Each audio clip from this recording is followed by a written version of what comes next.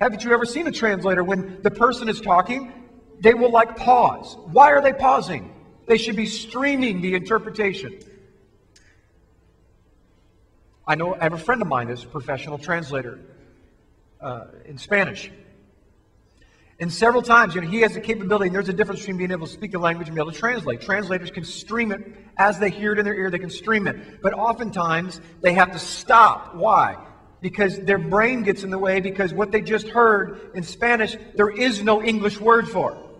So what that translator is going to do is input another word as close as he possibly can so that the person that's receiving can understand, knowing that there's no way for him to completely understand what this person just said. So what I want to do is hopefully tantalize you this evening to goad some of you to study this beautiful language. Because when you see his language the way it was written and the depth of it, there's no turning back. Hebrew is the foundational language of the Bible in all of the apostles. In the day, the first century, Aramaic was spoken, Hebrew was spoken as the spiritual language, and Greek was spoken as the language of commerce, the language of Rome. But Hebrew is the language of the Bible. You can sparsely understand what he is trying to say without speaking his language. Let's talk about a few word plays before we actually get into a couple letters. Genesis 2:19, watch this. Out of the ground, Hebrew word there is Adamah.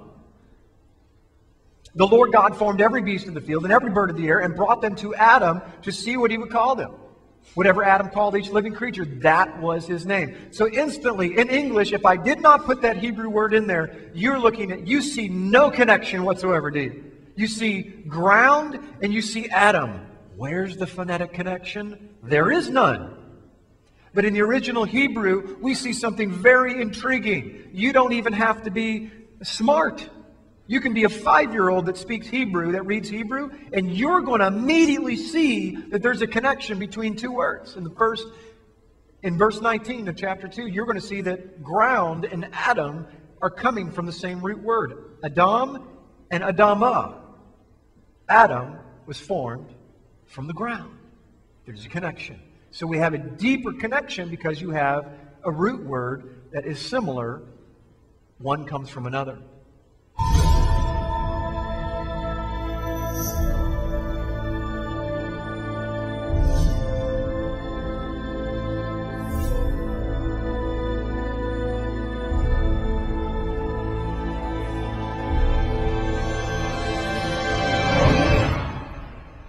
Come and join us as we travel back in time 4,000 years ago to discover exactly where the holidays of Christmas, Easter, and even Valentine's Day come from.